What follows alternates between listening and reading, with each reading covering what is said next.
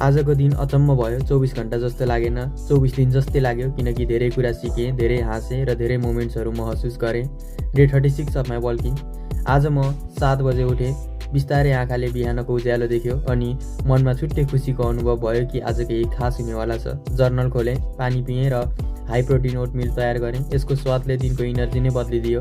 Class जाँदा चिसो हावा चले पनि आइस कफीले दिन नै सुन्दर बनायो। क्लासपछि दिदी र साथीहरूसँग घाम ताप्यौँ। त्यो न्यानोपन, त्यो हाँसो, त्यो मोमेन्ट्सहरू दिनलाई रोमान्टिक बनाइदियो। 4 बजे क्लास सकेर म तुरुन्तै जिममा पुगेँ।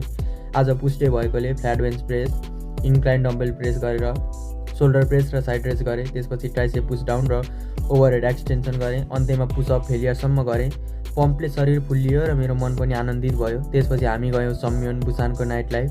बत्तीहरूको चमक र सपिङले गर्दा मजा सबैले गर्दा दिनलाई सपना जस्तै बनाइदियो। केही कपडा किन्यौँ, केही फोटो खिच्यौँ र हाँस्यौँ पनि।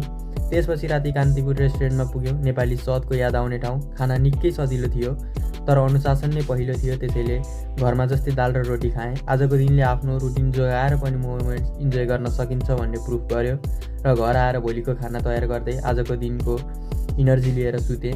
सबैलाई good night. Time to take a rest.